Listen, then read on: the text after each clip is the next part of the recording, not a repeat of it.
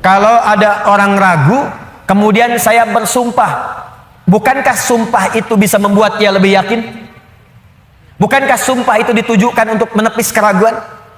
Lihat baik-baik, manusia saja bersumpah, Anda bisa yakin. Sekarang Allah itu nggak bersumpah pun pasti benar. Tapi kemudian dihadirkan sumpah. Kalau Allah sudah bersumpah, itu bukan sekedar ingin menyampaikan kalimat atau informasi, tapi Allah ingin memberikan komitmen dengan sungguh-sungguh dan menanamkannya ke dalam jiwa. Seakan-akan Allah ingin katakan, hei, saya bersumpah ya, saya komitmen, tanamkan pada jiwamu yang paling dalam. Wadduha, demi waktu duha yang cahayanya begitu menyejukkan, menenteramkan. Bukankah kalau waktu duha Anda keluar cahayanya enak? Ya? Nah, sumpah yang pertama ini ada yang memaknai dengan kalimat makna hakiki. Ini bersumpah dengan suasana alam yang sejuk.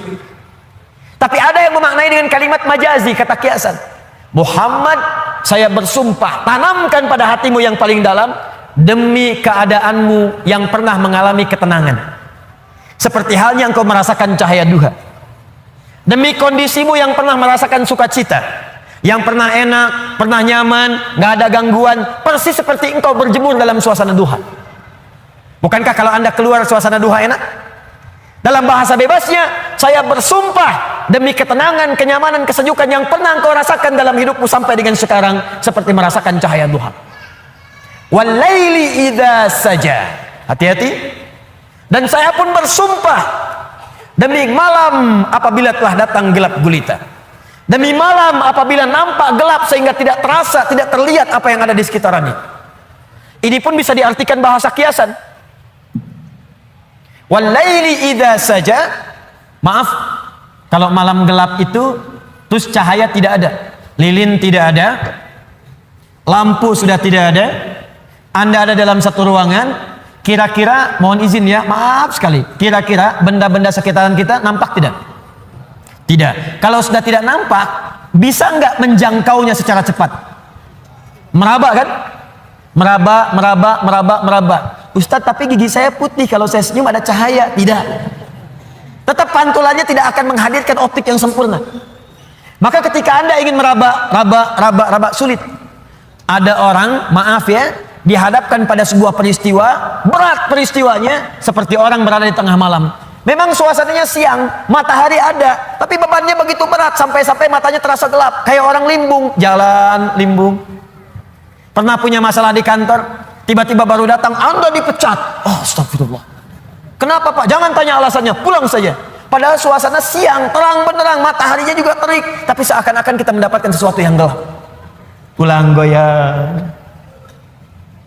Ibu tiba-tiba baru nyampe di pengajian, dapat WA, aku sudah tidak mencintaimu lagi. Oh, kenapa ini?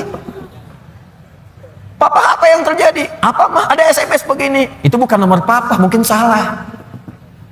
Tapi kalau itu benar, gelap. Jadi ada beban-beban tertentu dalam kehidupan yang terasa begitu gelap. Maka muncul kalimat walaili idza saja. Ataupun suasana yang engkau punya beban, Muhammad, saking beratnya beban itu, seperti engkau berada di pertengahan malam yang tidak ada cahaya, sulit berjalan, sulit meraba, sampai ada beban di pundakmu. Ma wadda'aka rabbuka wa ma qala. Tanamkan dalam jiwamu, aku bersumpah, kata Allah, dan ini komitmenku kepadamu. Baik engkau dalam suasana suka seperti waktu duha, ataupun dalam suasana punya beban yang sangat berat, tanamkan, yakinkan pada jiwamu, aku tidak akan pernah meninggalkanmu untuk selamanya. Jangan dengarkan perempuan itu yang berkata, Tuhanmu telah meninggalkanmu. Inna sahibaka qad qala. Dijawab langsung oleh Allah, ma wadda'aka rabbuka wa ma qala. Gak akan pernah Tuhanmu meninggalkanmu, apalagi kemudian menjauhimu. Ini, kata para ulama, ini manhaj yang pertama. Bila seseorang dekat dengan Allah dan selalu mendekatkan diri kepada Allah untuk bertakarrub, dekat sampai merasakan kedekatan dengan Allah, maka tidak ada yang paling menyenangkan dan tidak akan pernah merasakan beban dalam hidup, kecuali semuanya akan diringankan oleh Allah Subhanahu wa taala. Kecuali semuanya akan terasa ringan karena dia merasa dekat dengan Allah Subhanahu wa taala. Di bahasa singkatnya begini, kalau Anda dekat dengan Allah, baik dalam suasana senang, tidak akan melalaikan. Biasa saja, karena yang paling tingginya Allah. Dan kalau sedang punya musibah pun gak akan berpengaruh. Seberat apapun, sepanjang Anda merasa ada Allah, demi Allah saya katakan, semua itu akan terasa ringan.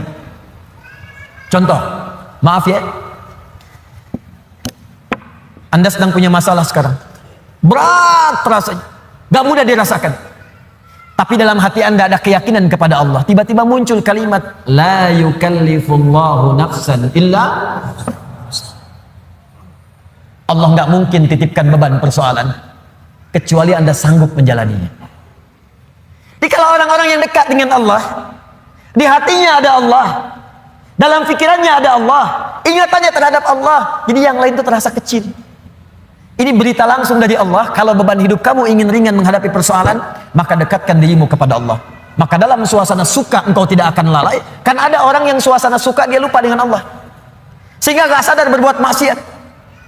Dulu waktu belum jadi direktur, olahraganya bersepeda. Jadi direktur, sekarang mulai main golf, jalan. Sekarang mulai punya sekretaris. Sekretarisnya perempuan. Banyak melihat sekretaris dibandingkan istri di rumah. Jalan. Pergaulan mulai meluas. Hati-hati. Kalau tidak ada manhaj rabbani, kedekatan dengan Allah dalam jiwa, itu bisa berpeluang untuk bermaksiat. Hati-hati, bisa berpeluang untuk bermaksiat. Dulu belum terlalu kaya, pakainya sepeda, kadang jalan kaki. Sekarang datang mobil, kalau nggak punya kedekatan dengan Allah, mobil itu kadang-kadang nggak bisa buka pintunya. Kalau belum dibukakan, nggak mau keluar. Kalau belum muter keliling komplek, belum afdol. Dulu ke masjid bisa jalan, jarak ke masjid cuma 10 meter. Habis punya Grand Max, bahkan ke IMAX, bahkan ke NMAX, motor. Jadi keliling komplek dulu 3 kali.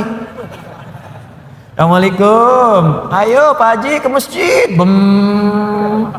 Ayo ke masjid, masih di dalam aja. Dia lupa yang di dalam itu lagi ke Cianjur. Gak ada orang.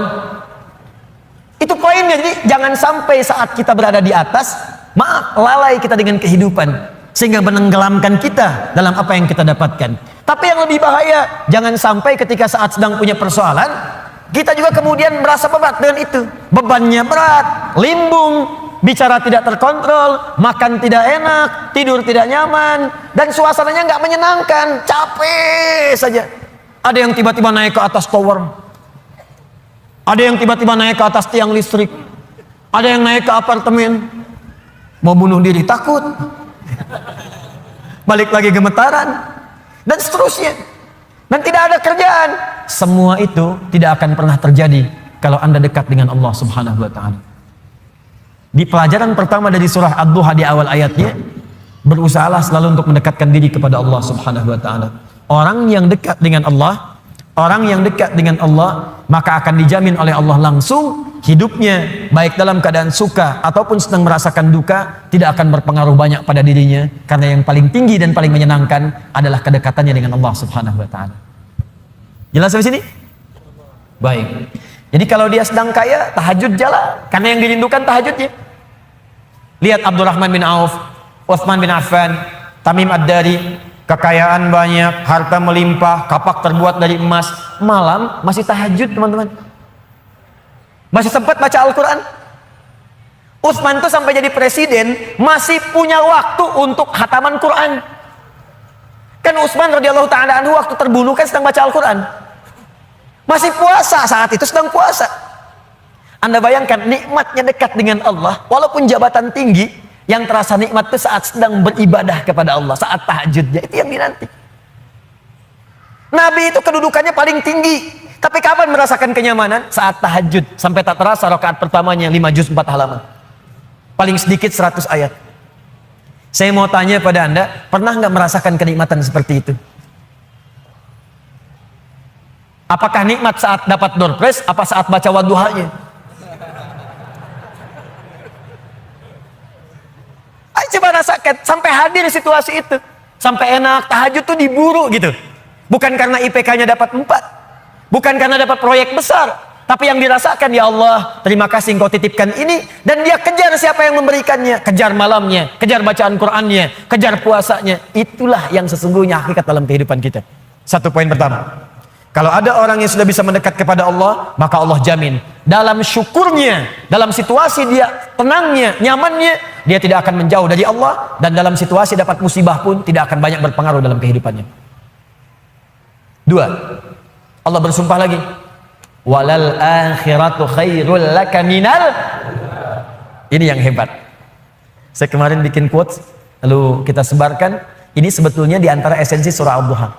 Kata Allah, Muhammad, saya bersumpah kepadamu, yakinkan pada jiwamu, nanti saat kamu ke akhirat, suasananya akan lebih enak dibandingkan dengan sekarang.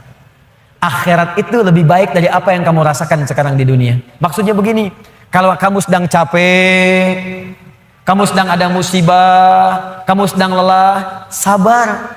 Nanti kalau sudah pulang, semuanya akan hilang. Memang dunia itu tempat capek, karena memang tempat beramal. Sholat di dunia, kerja di dunia, puasa di dunia, baca Quran di dunia. Kenapa kita kerjakan? Supaya cari bekal untuk pulang ke akhirat. Nanti kata Allah, kalau sudah pulang semuanya akan hilang. Jadi tenang aja teman-teman. Capek cuma sebentar. Ya, capek cuma sebentar. Olah, gak apa-apa. Namanya juga dunia. Dunia itu memang tempat capek. Kalau nggak mau capek, ya pulang. Dunia itu tempat capek, dan kita memilih untuk hidup, maka jalani itu, nikmati saja, kerjakan aja. Setiap kerja ada pahala, setiap kerja ada pahala, setiap sholat pahala, baca Quran pahala, niat mencari nafkah karena Allah pahala, merawat anak pahala, memberikan ASI pahala. Gak apa-apa, memang capek, memang ya dunia sifatnya capek. Tobakan an tobak, setiap tahapan tuh capek lagi, biasa, supaya dapat bekal. Bukankah orang kerja dapat gaji? Dan enak kan kalau gajian? Dan kalau sudah dapat gaji, lupa kan 29 hari ke belakang?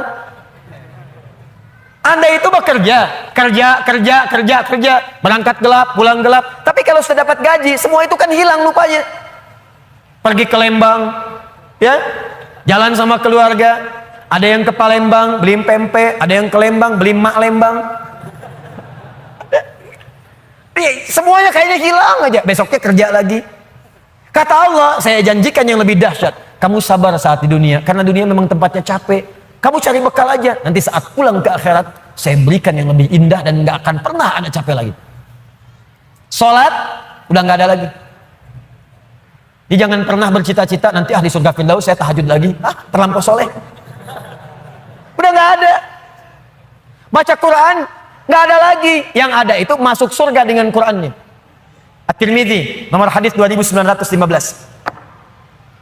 Dipakaikan di atasnya mahkota, dipakaikan di badannya jubah kehormatan, dipakaikan di tangannya gelang-gelang emas, pakaiannya sutra. Quran surah ke-35 ayat ke-33. Jannatu adnin yadkhulunaha yuhallawna fiha min asawir, ya, min dhahabin wa lu'lu'a wa libasuhum fiha harir. Ahli Quran mau masuk ke surga pakai jubah, pakai mahkota emas, sutra, semua naik. Apa yang terjadi? Dimintakan membaca Quran yang ia biasa bacakan saat di dunia. Jadi setiap dia baca, naik. Iqra wartaqi fa inna akhira qiraatika akhiru manzilatika. Baca Quran yang biasa engkau bacakan saat di dunia. Nanti akhir bacaanmu, di situ tempat tinggalmu di surga. Dan berita baiknya, dia bisa menggandeng bapaknya, ibunya, suaminya, istrinya, anak-anak, cucu ikut di belakang semua. Kalau mereka orang yang beriman dan soleh di hadapan Allah Subhanahu wa Ta'ala. Dipimpin oleh ahli Quran, naik ke surga. Dia bacakan sampai minal jinnati wan nas, puncak surga yang paling tinggi. Begitu nyampe di situ, dikunjungi oleh semua malaikat dari 8 pintu surga. Itu ada di Quran surah 13 ayat ke-24. Wal malaikatu yadkhuluna alaihim min kulli bab. Dan malaikat semua mengunjungi dia dari semua pintu, mengucapkan salam. Lihat kalimat pertamanya, salamun alaikum bima sabartum. Selamat ya, saat di dunia kamu sabar cari bekal, sabar capek, sabar mengeja huruf dari Iqra, sabar menghafal sampai ada yang mencela, sabar orang lain ngejar dunia, Anda ngejar akhirat, sabar. Orang lain cari ini, luaskan rumah, tambah mobil, tambah kendaraan, meninggal gak dibawa, Anda sabar. Masya Allah, orang akhirat. Saya ngelihat ada ahli Quran tuh, Seringkali saya berhadapan dengan ahli Quran itu dari daerah-daerah, seringkali menangis. Ada yang datang pengen setoran. Anda bisa kebayang nggak, suaminya pekerja mungkin kasar, orang sebutnya kuli. Istrinya ngambilin kayu bakar, kadang ke sawah. Anaknya bahkan ada yang masih kemudian kecil-kecil. Tapi kalau Anda berkunjung ke rumahnya, semua makanan dihidangkan yang mampu dia suguhkan.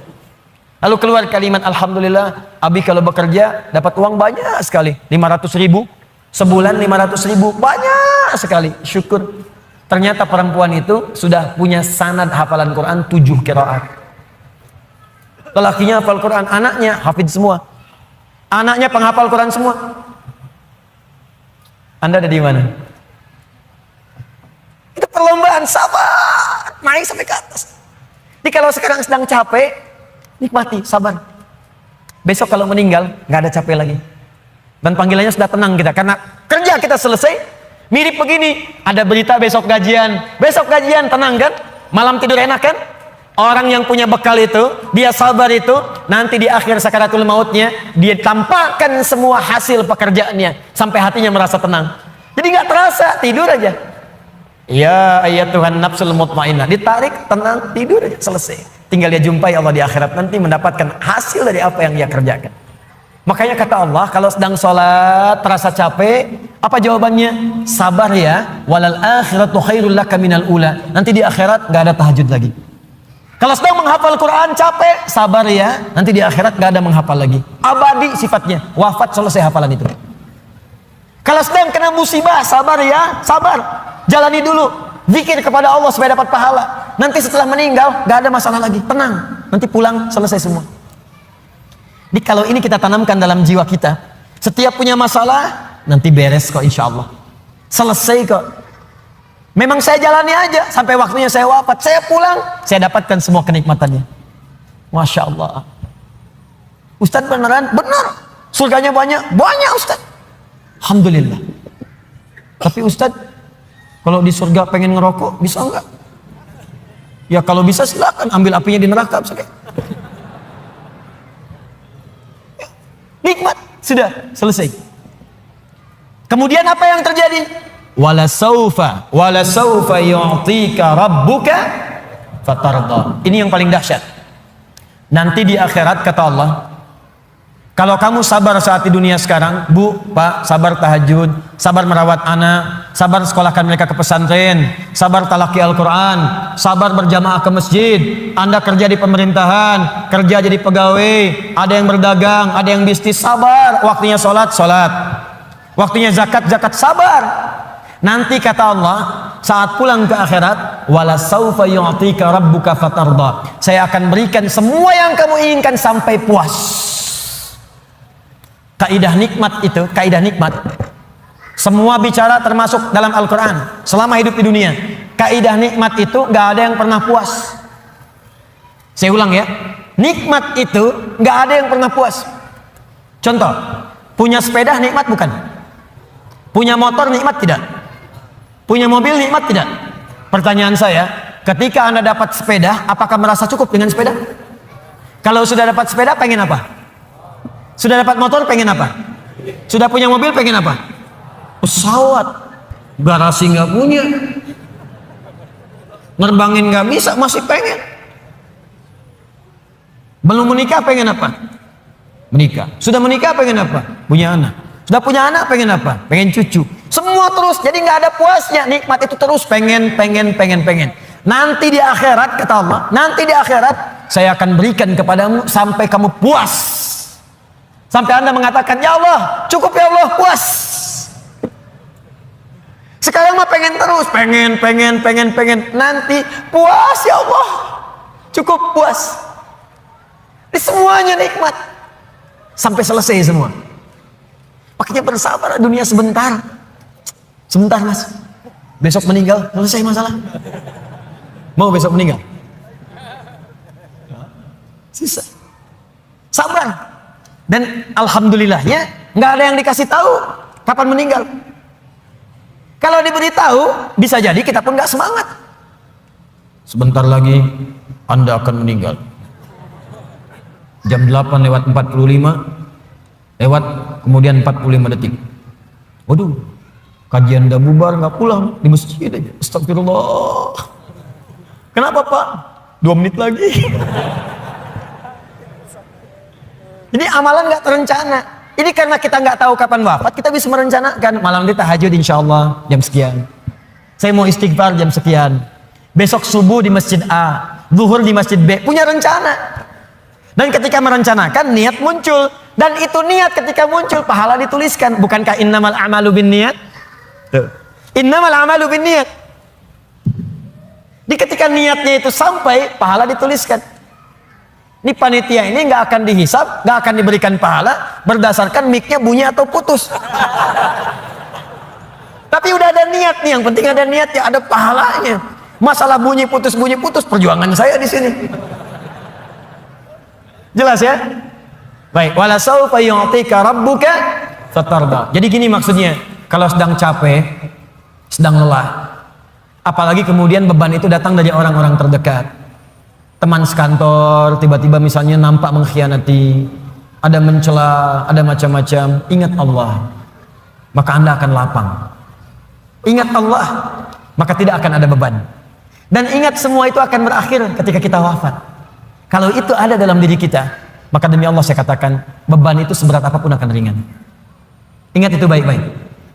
Wala sawfa yu'tika rabbuka fatarda. Alam yajidka yatiman fa'awa. Muhammad, coba ingat-ingat. Kamu sekarang gak usah merasakan beban berat. Bukankah dulu pun aku buktikan kepadamu, saat engkau yatim, aku kirimkan orang-orang sekitaran untuk bisa memberikan perlindungan kepadamu. Lahir bapak tidak ada ibu. Ibu wafat usia 6 tahun, ada kakek. Kakek wafat usia kemudian Nabi Muhammad 8 tahun, ada paman. Ada semua. Ingat Muhammad SAW. Kalau sedang kamu merasakan beban, ingat senang yang dulu saya berikan. Manhaj yang ketiga. Kalau sedang merasakan kesulitan dalam masalah, kalau masalah ingin cepat diringankan oleh Allah, maka bandingkan masalah itu dengan solusi yang pernah dirasakan sebelumnya. Bandingkan persoalan yang sulit itu dengan kesenangan yang sudah dirasakan sebelumnya. Suami istri sedang punya masalah, malam ini punya persoalan, sampai nggak bicara. Coba duduk dulu baik-baik. Ingat masa-masa senang ke belakang. 15 tahun berumah tangga, masa mau dikalahkan dengan masalah di satu malam?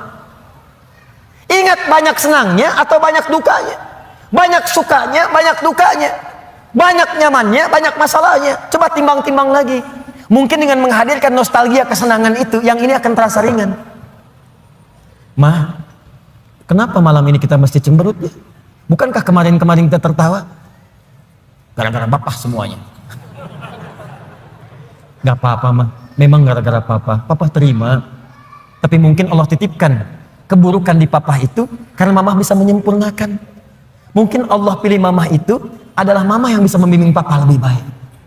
Masya Allah. Oh gitu ya Pak ya, mama bikin status dulu ya. Jadi kalau semuanya begitu enak rasanya. Tapi memang diucapkan mudah, menjalaninya belum tentu mudah. Ustadz juga begitu. Makanya jarang sekali ada ustadz ceramah bawa istrinya. Jadi kalau kita punya persoalan yang kecil-kecil sekarang, ingat masa lalu. Bu, Pak, ya maaf di kantor ada masalah. Masalahnya hari itu, jangan langsung merasa berat. Ada proyek gak selesai dimarahin sama bos. Anda kerja sudah 10 tahun, dimarahin baru hari itu. Senangnya kan banyak, udah 9 tahun. Masa persoalan sehari mengalahkan persoalan 9 tahun yang senang ke belakang? Kan tidak lucu. Anda gagal satu ujian, 9 mata kuliah lulus semua. Masa harus meratapi diri pada yang satu itu? Selesaikan. Mungkin di situ Allah ingin berikan anugerah supaya Anda paham lebih dalam. Mungkin disitulah kepakaran Anda supaya belajar lebih dalam lagi. Diangkat kemudian karena pakar itu, di masalah itu. Saya dulu itu setiap menghadapi pelajaran-pelajaran bahasa, apalagi balaghah, macam-macam dan sebagainya itu.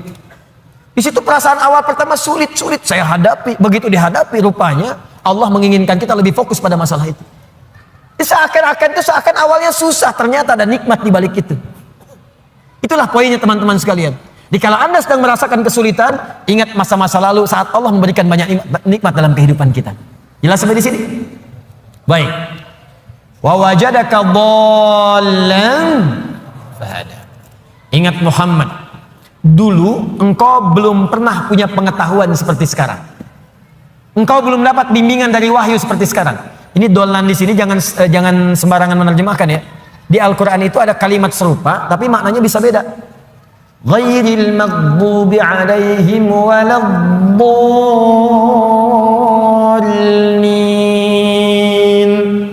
Maghdub yang tercela. Maghdub yang terhina. Dhalin di situ yang tersesat, tidak mendapatkan petunjuk Allah. Tapi kalau di surah Wadduha itu jangan diartikan tersesat. Bukan tidak mendapatkan petunjuk Allah, artinya yang belum mendapatkan bimbingan wahyu dari Allah Subhanahu wa taala. Bukankah dulu belum turun wahyu kepadamu? Bukankah dulu belum turun ayat-ayat Quran kepadamu yang membuat engkau semakin tenang sekarang? Lalu setelah itu fahada, datanglah kemudian ayat-ayat itu. Hada itu kata kerja, kata bendanya hudan. Al-Quran disebut dalam Al-Quran dengan nama hudan. Dzalikal kitabu la raiba fi hudan syahrul ramadhan alladzi unzila fihi al-Quran hudan linnas. Hudan. Wajadaka dhallan fahada. Muhammad, dulu kamu belum punya pengetahuan, sekarang dapat ilmu. Dulu kamu belum dapat bimbingan wahyu, sekarang dapat wahyu. Maksudnya apa? Ingat-ingat Muhammad. Sekarang saat kamu dapat beban seperti ini, jangan cepat banyak menyesali, karena banyak nikmat Allah yang lain yang bisa kamu hadirkan. Nikmat pengetahuan, nikmat kesehatan, nikmat mendapatkan bimbingan. Nah ini pun Bu, Pak, penting untuk disadari. Kalau sedang merasakan sulit di satu nikmat, maka ingat nikmat-nikmat yang lainnya. Misal, maaf ya, Ustadz saya diponis oleh dokter, jantung saya sakit Ustaz. Jantung kan sakit, tapi kan otak masih sehat, telinga masih sehat, lisan masih sehat, mata masih sehat. Salahnya manusia kadang-kadang mengaitkan penyakit dengan kematian. Teori wafat itu nggak butuh penyakit. Wafat itu kalau ajal tiba langsung wafat, nggak ada penyakit pun wafat. Banyak orang sehat wafat, banyak orang sakit bahkan sampai koma belum nyampe titik. Banyak orang sakit di rumah sakit, tapi yang meninggal bisa yang sehat duluan. Karena kaidah untuk wafat itu bukan penyakit, ajal tiba. La yastakhiruna sa'ata wa la yastaqdimun. Quran surah 7 ayat 34. Ini kesalahan manusia itu kadang begitu. Divonis cancer stadium 4, waktunya tinggal sebulan lagi, nggak akan nyampe kalau belum nyampe. Nggak akan wafat kalau belum wafat. Nih saya kasih kisah nyata ya, ini nyata betulan. Ada orang divonis sudah berat nih, penyakitnya dalam, sampai dokternya mengatakan ini nggak akan tahan daripada 2 pekan secara medis. Orang ini mau berangkat haji, udah muntah-muntah, udah macam-macam, dia paksakan berangkat. Sampai dia bawa bekal, nggak apa-apa lah. Ini pakaian ihram saya, ini kisah nyata, sekalian jadi kafan saya. Berangkat ke sana, bahkan keluarga sudah melepas dengan segalanya, kalau wafat nanti di tanah suci. Apa yang terjadi? Sampai di sana berangkat haji, tawaf muntah darah. Berangkat lagi. Tawaf pertama kan umrah tuh, tawaf kudum, selesai. Sampai kemudian masuk wukuf di Arafah, sudah sepekan. Berjalan lagi. Lontar jumrah, naik sampai puncaknya pun teman-teman. Dalam hal mabit saja di Muna, orang bisa ngambil nafar awal. Kalau sakit nafar awal, bahkan ada yang ditanduk selesai pulang. Ini tidak, sampai diselesaikan nafar akhir 3 hari. Tanpa sadar sudah lewat 2 pekan di Mekah, masih sehat. 3 pekan makin merasa enak, pulang ke tanah air, lebih daripada 25 hari pulang. Apa yang terjadi? Dicek lagi di dokter, ternyata penyakitnya hilang. Haji pulang penyakit hilang. Tiba-tiba bisa jogging, lari lagi di alun-alun, lari. Yang paling menyedihkan dan yang paling menggelikan, dokter yang memvonis Anda tinggal 2 pekan meninggal duluan. Dokter yang memvonis paling 2 pekan Pak, dianya meninggal duluan. Anda bisa bayangkan. Hati-hati Mas. Saya mah masih muda. Itu tuh yang banyak ubanan, udah bau tanah. Situ bau tanah, sini bau kuburan. Jadi kita nggak bisa menugak harap-harap meninggal di tanah suci, bisa kembali di tanah kusir. Harap-harap wafat di tanah kusir, wafat di tanah abang. Jadi bisa dimanapun, nggak bisa kita pilih. Karena itu kita diajarkan oleh Allah Subhanahu wa taala, hati-hati kalau kita mendapatkan merasa kurang di satu nikmat, maka segera evaluasi diri. Barangkali nikmat yang lain lebih banyak yang pernah kita dapatkan. Apakah kita hanya akan jauh dari Allah hanya karena satu yang kita rasakan itu? Sementara Allah berikan banyak kepada kita. Nah, ini pelajaran penting juga. Awas, awas. Karena ini nanti terkait nanti dengan hal-hal penting. Ada yatim, ada yang lain, ada peminta, ada yang lainnya. Perhatikan baik-baik. Fokus baik-baik. Jangan sampai hubungan Anda pun dengan orang. Karena ayat ini punya hablum minan nas, hablum minallah. Hablum minallah vertikal, hablum minan nas horizontal. Jangan sampai Anda punya hubungan dengan orang sudah bertahun-tahun baik, putus hanya karena satu persoalan yang terjadi di satu hari. Sering terjadi begitu. Anda nggak sadar, bertahun-tahun berteman, bertahun-tahun berkolega, bertahun-tahun bertetangga, di pemerintahan, di jabatan, di harta benda, di macam-macam. Cuman gara-gara satu persoalan lupa dengan kebaikan yang pernah terjadi di masa-masa lalu. Kalau itu terjadi dalam hidup Anda, maka Anda sedang dikuasai oleh setan. Anda sedang jauh dari Allah. Karena ayatnya mengatakan orang yang dekat dengan Allah tidak akan dipengaruhi oleh persoalan-persoalan yang tiba seketika, dan dia tidak akan melupakan kebaikan-kebaikan yang pernah terjadi di masa lalu. Lawan dari Allah itu tagut. Tagut terbesar itu setan.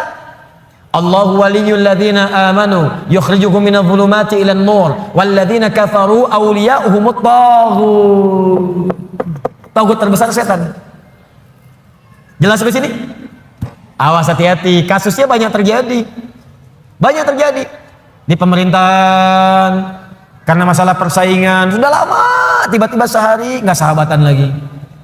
Di perdagangan karena masalah proyek satu, padahal sahabatan karena proyek satu, tiba-tiba jadi musuh yang sangat dalam.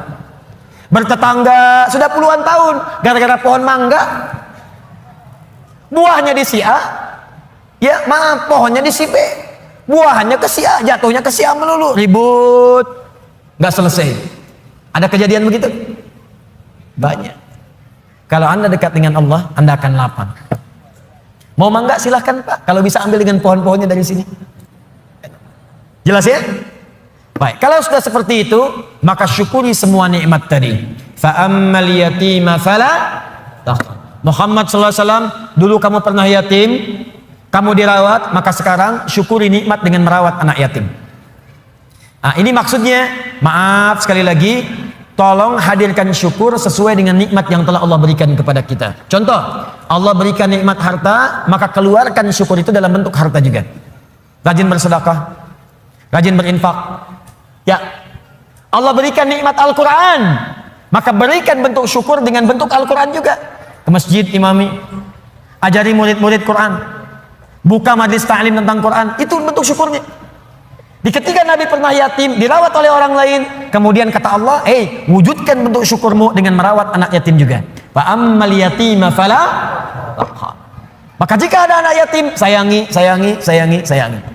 Wa ammas sa'ila fala tanhar. Kalau ada orang nanya, kamu kan Muhammad, saya berikan ilmu, berikan Al-Quran, berikan wahyu, maka bentuk syukurnya setiap ada orang bertanya tentang ilmu, tentang wahyu, berikan kepadanya.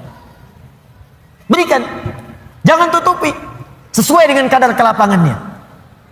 Maka itulah prinsipnya, kalau kita ingin bersyukur dan ditambah nikmatnya oleh Allah, setiap diberikan nikmat maka cepat syukuri nikmat itu sesuai dengan fungsinya. Kalau harta, sedekah. Kalau ilmu, ajarkan. Kalau Quran, tampilkan. Demikian seterusnya. Kalau Anda hidupnya begitu, ringan kita. Terima kasih, terima kasih, terima kasih. Jadilah terima kasih. Enak. Dan gak akan ada beban. Ini saya bingung deh. Kadang-kadang cuma karena rebutan mobil, rebutan motor berkelahi, dua-duanya meninggal. Motornya nggak ada yang dapat. Cuman karena rebutan minum, berkelahi, rebutan lahan. Kemarin ada orang rebutan lahan sampai berkelahi, bacok-bacokan. Ada yang pakai golok sampai meninggal, sekian wafat, sekian luka. Aduh, ketika meninggal dapat apa? Tanahnya nggak dapat, lahannya nggak dapat. Apa yang didapatkan meninggal? Yang dibunuh meninggal, yang membunuh meninggal, dua-duanya wafat. Cuman statusnya beda di hadapan Allah. Karena itu jangan berlomba dengan urusan dunia, capek. Nggak elit, nggak keren. Wafatnya nggak dapat apa-apa. Setelah itu baru kan bicara kepada diri Anda. Nah, ini bagian terakhir. Wa amma bi ni'mati rabbika. Bagian terakhir, Dan kalau Anda mendapatkan nikmat dari Allah Subhanahu wa taala, untuk menguatkan dan mensyukuri nikmat itu, boleh Anda kemudian membincangkan nikmat itu. Kalimat Qur'annya fahadits, bukan fa'akhbir. Kalau fa'akhbir, sampaikan pada orang. Bikin pamflet dari Sabang sampai Merauke. Alhamdulillah Allah berikan kepada saya nikmat rumah yang luas, pasang, bikin status di Facebook, bikin di Instagram, mobil baru, foto, ceklik. Alhamdulillah, nikmat Allah saya mendapatkan Lamborghini. Itu Maria pamer. Alhamdulillah dapat misalnya kalung baru. Alhamdulillah berlian baru, foto ceklik, berlian harga 8 miliar, pajang. Bukan. Fahadits itu punya dua arti. Satu, membincangkan ke dalam jiwa secara langsung. Diajak bicara diri kita. Ya, diajak bicara. Misal, pernah kan satu waktu kita merenung, ya kan? Lalu kita katakan pada diri kita, alhamdulillah nih dapat ini, itulah fahadits. Dia untuk menekatkan diri kita dengan Allah, misal bisa konsisten tahajud malam, tahajud. Ajak bicara diri kita. Alhamdulillah Allah telah memberikan nikmat tahajud, besok harus nambah lagi, jangan sampai telat. Alhamdulillah Allah berikan nikmat Quran, kamu jaga ya, kita jaga ya Allah, mudah-mudahan masuk ke surga. Itu untuk menguatkan diri kita.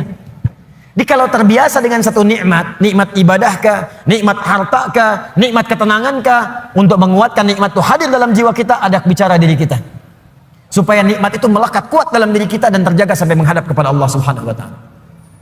Yang kedua, hadis itu bisa berarti berbagi sesuai dengan porsinya. Misal, seorang guru ingin motivasi muridnya yang khusus. Datang dia murid-murid khusus. Boleh berbagi pada muridnya. Alhamdulillah, anak-anakku sekalian, murid-muridku, Allah titipkan kepada saya hafalan Quran 30 juz yang dihafalkan dalam 6 hari misal. Allah berikan kepada saya sekarang titipan fiqh. Allah berikan titipan saya kepada saya misalnya titipan hadis. Itu tidak ditempuh dengan biasa-biasa. Mesti rajin tahajud, mesti rajin baca Al-Quran, mesti rajin sedekah, mesti ijtihad untuk belajar. Itu boleh, sah. Kalau ingin bisa disampaikan pada kalangan umum dan dikhawatirkan terlibat riya di situ, tidak sanggup dia menerimanya, maka sampaikan dalam bentuk yang umum.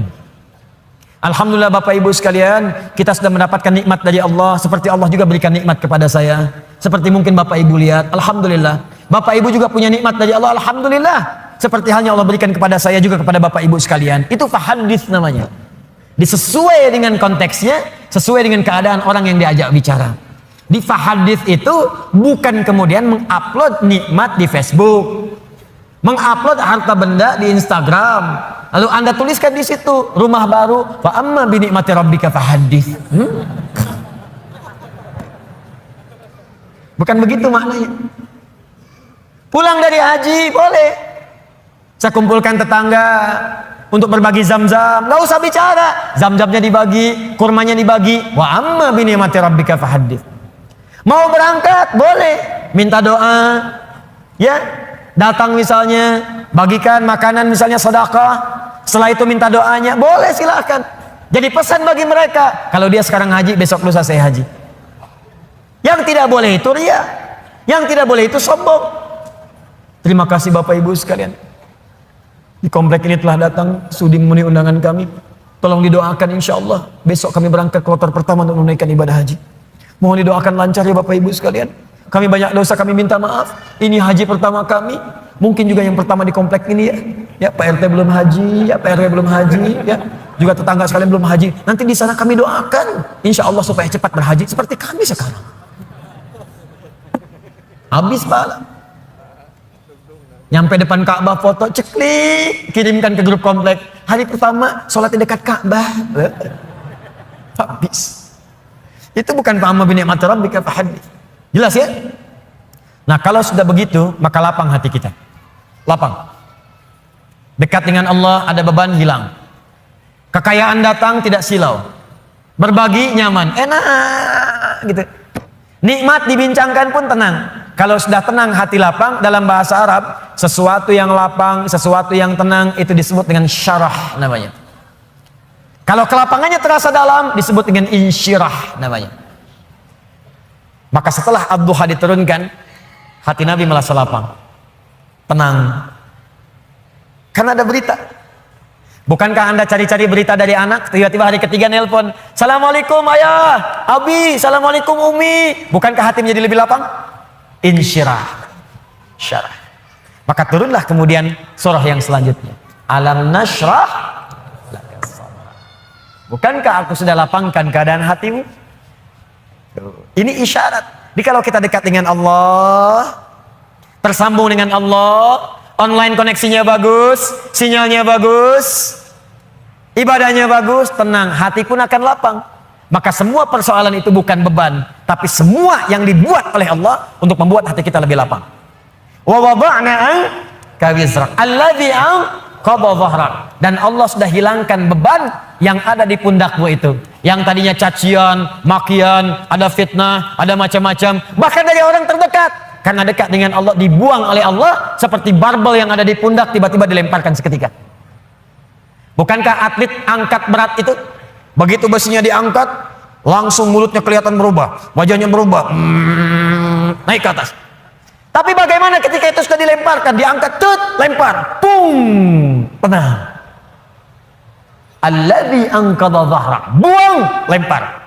Jadi kalau orang dekat dengan Allah, begitu ingat Allah, semua beban yang besar pun seakan-akan dibuang, habis. Setelah itu apa yang terjadi? Ketika Anda bisa bersabar, lebih dekat dengan Allah lagi, lebih dekat dengan Allah lagi, maka yang terjadi, Allah bukan tenggelamkan Anda, tapi Anda akan diangkat di hadapan Allah Subhanahu wa taala. Wa rafa'na laka dzikra. Disebut nama Anda di langit. Si fulan, abdi, hambaku. Si fulan, lihat hambaku, hambaku. Diuji dengan musibah seberat apapun, dia tenang saja. Dia dicaci tidak membalas, dia dihina dia bersabar, bahkan orang terdekatnya mengkhianati dia sabar, diangkat derajatnya oleh Allah. Dan satu kali diputar oleh Allah, ja'al haqq wa zahaqal batil innal batila kana zahuqa. Satu hari kemudian terbukalah kemudian yang nyata itu, maka yang buruknya hilang, yang baiknya muncul. Bukankah Yusuf alaihissalam pernah difitnah? Bukankah Yusuf alaihissalam pernah masuk penjara? Bukankah Yusuf alaihissalam pernah masuk ke dalam sumur? Bukankah beliau kemudian pernah disiksa? Bukankah beliau pernah dihujat? Tapi apa yang terjadi? Ketika beliau naik jadi menteri, membebaskan Mesir dari kelaparan, datang kemudian punya jabatan, apa yang terjadi? Ditukar semuanya menjadi baik. Wa rafa'na laka dzikrak, diangkat oleh Allah, dan semua masa-masa suram itu hilang seketika. Sekarang saya tanya pada Anda, tidak pernah ada menyebutkan Nabi Muhammad SAW, bukankah yang terbayang kebaikannya saja? Bukankah yang terbayang ketakwaannya saja? Bukankah yang terbayang kemuliaannya saja? Semua beban ketika sedang sholat ditaruh kotoran di atasnya.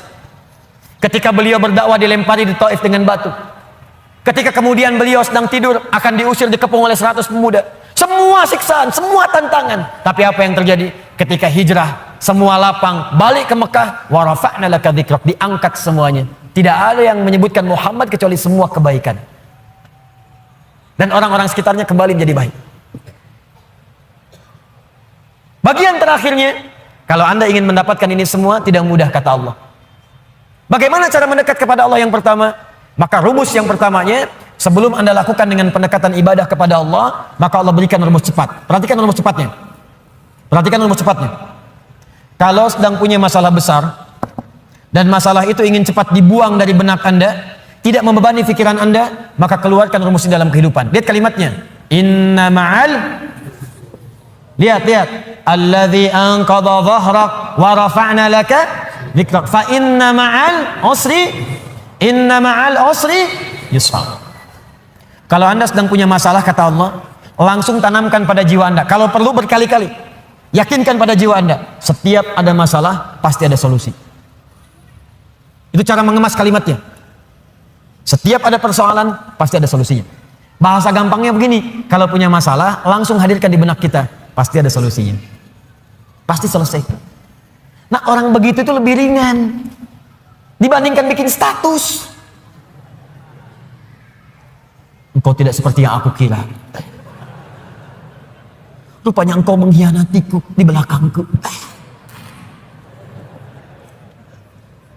Terus nungguin status, disebarin ke orang, capek. Ping, dibaca. Kunaon, cek. Itu biasa, abi mas sabar. Capek. Buat apa? Yakinkan yakinkan Allah tidak akan menguji saya kecuali saya sanggup. La yukallifullahu nafsan illa wus'aha. Yang kedua apa? Inna ma'al usri yusra. Ini pasti selesai. Nih catat kalimat saya. Catat baik-baik. Dalam bahasa Arab, usrun itu kesulitan yang paling pekat. Sangat sulit. Kalau kesulitan relatif namanya su'bun. Su'bun su'ubah. Bagi si fulan sulit, bagi yang lain mudah. Su'bun. Tapi Allah tidak pernah mengatakan begini. Inna ma'as su'ubati yusra. Gak pernah. Kalau su'bun, si fulan gampang, yang lain susah. Saya tanya begini deh. Maaf ya. Bahasa Arab itu susah atau gampang? Susah. Kata siapa? Saya tinggal di beberapa negara di Arab, cukup lama di sana. Saking gampangnya bahasa Arab, anak-anak kecil begini bisa bahasa Arab.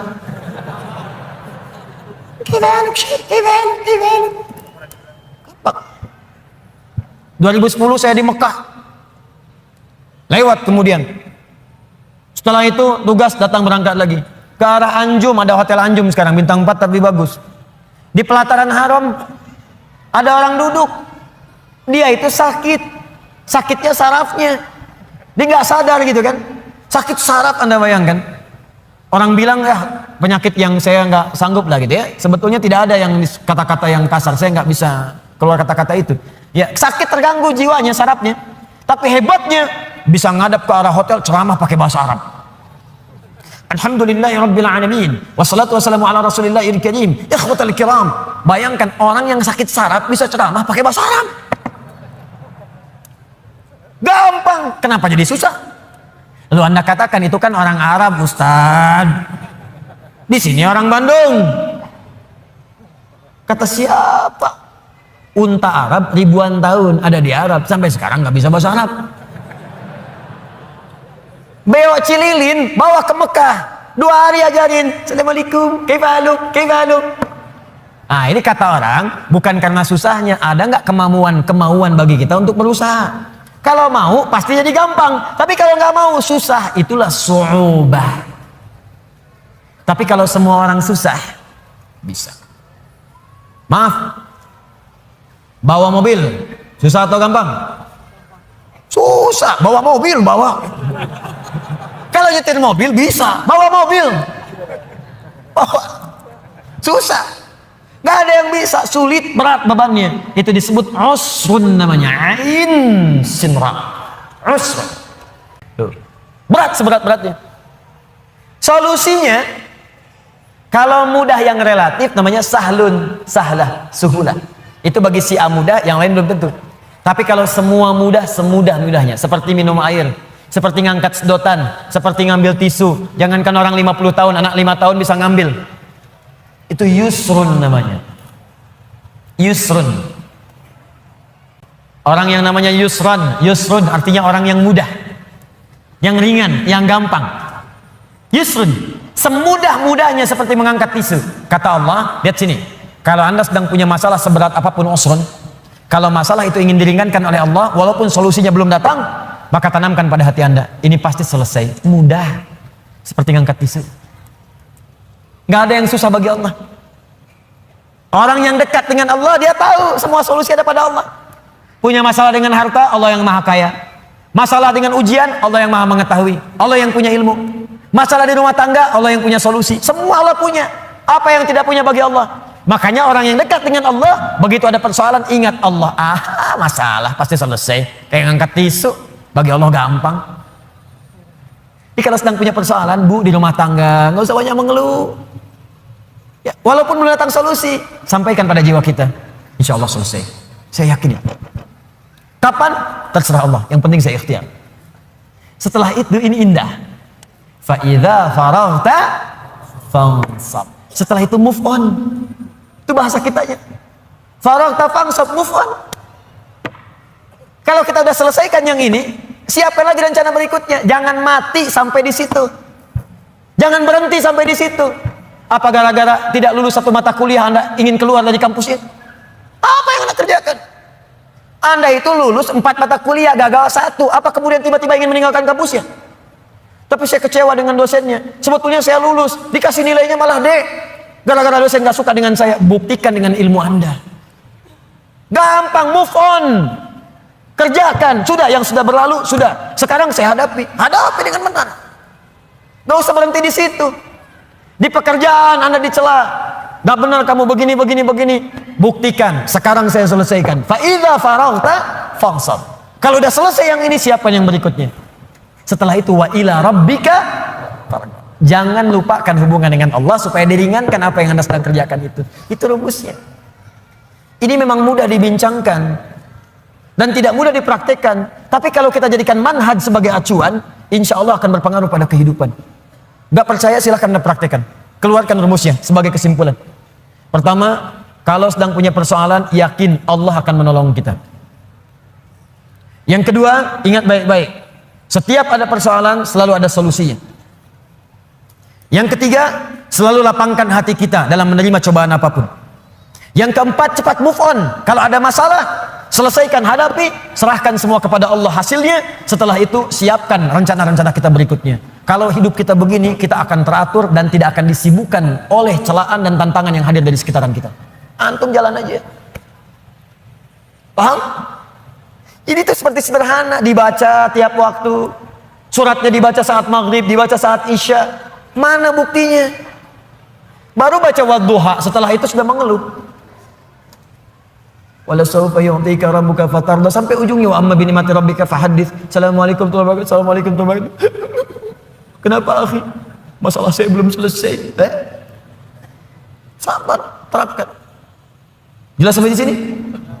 Nah, karena itu kesimpulan dari materi kita malam hari ini, pertama, selalulah mendekat kepada Allah Subhanahu wa taala agar hidup kita lebih mudah. Saya ulang, selalulah mendekat kepada Allah Subhanahu wa taala agar hidup kita lebih mudah. Yakin, Pak, Bu, yakin. Allah itu pencipta kita, Allah yang punya solusi dari semua masalah kita. Anda dekat dengan Pak Wali Kota, pekerjaan Anda mudah di kota. Anda dekat dengan Allah, apa yang tidak mudah bagi Allah? Anda kan kalau keluar dari Bandung sulit juga. Pejabat di kota Bandung masuk kabupaten belum tentu bisa mudah. Pejabat di Jawa Barat masuk ke Sumatera belum tentu mudah. Pejabat di Indonesia masuk ke Afrika belum tentu mudah. Anda dekat dengan Allah, di mana batasan Allah? Gak ada. Dimanapun Anda mudah. Meninggal mudah. Ya ayat Tuhan nafsun mutmainnah. Hei jiwa yang tenang, ayo cepat pulang. Mudah. Masuk alam kubur mudah. Quran surah 3 ayat 169 sampai 172. Ya. Wala tahsabanna alladziina qutilu fi sabilillahi amwata bal ahya'un 'inda rabbihim yurzaqun. Mudah. Kembali ke Allah hari kiamat mudah. Yauma yub'atsu hayya. Quran surah ke-19 ayat 15. Masuk surga mudah. Mudah. Salamun alaikum bima sabartum. Tinggal masuk. Dekat dengan Allah dimanapun akan terasa mudah. Nah, karena itu PR kita malam hari ini coba susun rencana. Ibadah apa yang bisa kita kerjakan secara mudah supaya kita bisa lebih dekat dengan Allah Subhanahu wa taala. Ibadah apa saja secara bertahap yang bisa kita kerjakan untuk membangun kedekatan dengan Allah. Misal, maaf ya, nggak harus semua dikumpulkan dulu. Keluarkan satu-satu. Anda mau mulai dari sholat dulu. Keluarkan semua bentuk sholat. Sholat sunnahnya, rawatibnya, sholat duhanya, syuruknya. Nanti besok satu-satu mulai kerjakan. Jangan semuanya dulu. Tahajud pengen langsung 11. Memang bangunnya jam 2, sholatnya sampai jam 3. Tidur lagi, bangunnya jam 8. Pakai rumus Nabi 2 rakaat dulu, witir 1 rakaat. Gitu dulu. Nanti latihan lagi besoknya, latihan puasa. Jangan langsung ke puncaknya dulu. Saya pengen langsung jadi hamba yang paling beriman. Puasa Daud. Masya Allah. Senin puasa, Selasa tidak. Rabu puasa, Kamis tidak. Jumat, Sabtu, Ahad, Senin, Selasa, enggak lagi setelahnya. Banyak tidaknya dibandingkan puasanya. Senin dulu. Mulai selama sebulan. Sudah enak tambah Kamis. Mulai sebulan lagi. Sudah enak tambah Ayyamul Bid. Mulai di bulan itu. Sudah enak puasa Daud. Oh gitu Ustadz ya. 5 waktu dulu ya Ustadz ya. Tambah rawatib. Kalau sudah enak sholat Daud ya Ustadz ya. Apa itu sholat Daud? Subuh sholat, duhur tidak. Asar sholat, maghrib tidak. Tidak. Paham ya? Nah coba latih. Nanti kalau sudah enak semuanya itu akan terasa sendiri. Terasa nikmat. Dunia itu. Saya kadang-kadang suka ketawa sendiri. Lihat orang rebutan jabatan, rebutan mobil, rebutan kendaraan, rebutan kamera, rebutan. Saya suka ketawa sendiri, ngapain? Para pulang meninggal juga. Hafat. Di pulang bahkan dengan rebutan sendal. Ngapain? Ya ingat ya, saya tekankan nih. Anda mau keluar, kalau mau pikir-pikir ngambil sendal orang, ingat wafat. Wafat. Samping masjid pakai sendal orang, wafat. Ingat tuh. Gak jadi Anda. Gak jadi. Ya, ingat tuh kalau sedang jadi pejabat, pengen tanda tangan, ditawarin tuh. Ya, disuruh korupsi, disogok, ingat wafat. Wafat. Begitu mau dikasih, ngasih apa tuh? Ada fee Pak. Wafat kamu sekarang. Wafat sekarang. Wafat. Oh, masa sih Pak wafat? Tobat kamu, tobat. Tapi 1 triliun Pak. Gede gini. Ayo istihoroh. Ingat ya, itu poinnya, dekati diri kita dengan Allah. Setelah itu, lihat apa yang terjadi. Rasakan bedanya, bedakan rasanya, pasti akan terasa bedanya untuk kita semuanya.